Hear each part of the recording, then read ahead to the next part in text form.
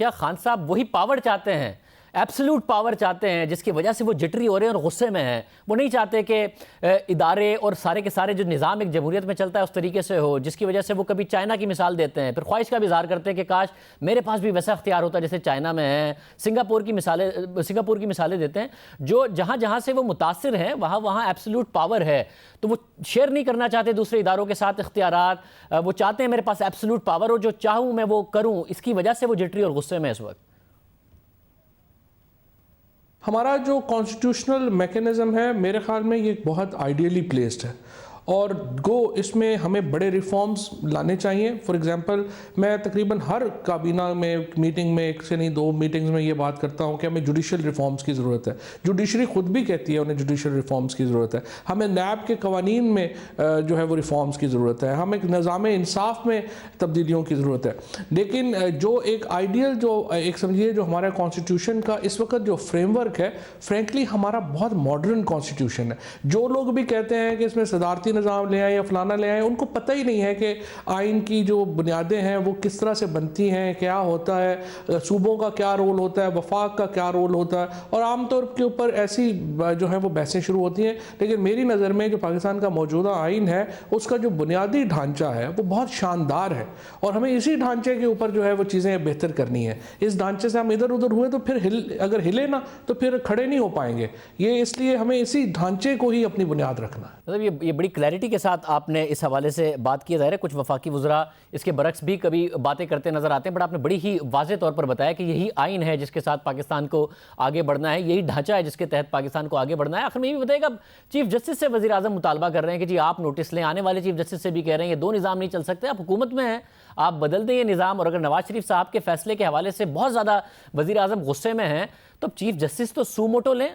آپ لوگ جا کے سپریم کورٹ میں اپیل کر دیں، اگر آپ کو نہیں سمجھ میں آ رہا ہے تو چیف جسٹس بینچ بنا دیں گے، اس حوالے سے فیصلہ ہو جائے گا۔ اگر آپ کی اپیل کو سنتی ہے سپریم کورٹ، کیا سو موٹو لیں چیف جسٹس اگر وزیر اعظم خوش نہیں ہے لاہور ہائی کورٹ کے فیصلے سے؟ دیکھیں فرینکلی جس طرح سے آپ نے کہا کہ میرا اپنا ذاتی پوائنٹ آف ویو جو ہے وہ تو میں پہلے بھی جو ہے وہ بات کر چکا ہوں، اور میرا پوائنٹ آف ویو تو بڑا کلیئر ہے، کیونکہ آج جس طریقے سے جو ایک تاثر ہے جو انہوں نے یہ کیا کہ جس طریقے سے یہ سارا معاملہ انجام پایا ہے اس سے کوئی نیک نامی میں اضافہ نہیں ہوا فرینکلی، اور جو یہ تاثر ہے عام آدمی، ہم چاہے لاکھ یہاں پہ باتیں کریں کہ نہیں یہ تو سسٹم ہے اور اس کے مطابق ہے، دیکھنا یہ ہوتا ہے عام آدمی کیا سمجھ رہا ہے۔ عام آدمی سمجھتا ہے نواز شریف صاحب کے معاملے کے اوپر ڈسکرمنیشن برتی گئی ہے، امیر آدمی کا پاکستان اور ہے، طاقتور آدمی کا پاکستان اور ہے، غریب آدمی کا پاکستان اور ہے۔ یہ تاثر ہمارے جیسی سوسائٹی نہیں، کسی بھی سوسائٹی کے لیے یہ تاثر تباہ کن ہے، اور پرائم منسٹر صاحب نے میرا یہ خیال ہے کہ بڑا ہمبلی عدلیہ کی توجہ جو ہے وہ اس طرف دلائی ہے، اور انہوں نے یہ بھی ساتھ کہا ہے کہ وہ تمام جو وسائل ہیں وہ عدلیہ کے لیے حاضر ہیں، اور وہ جو بھی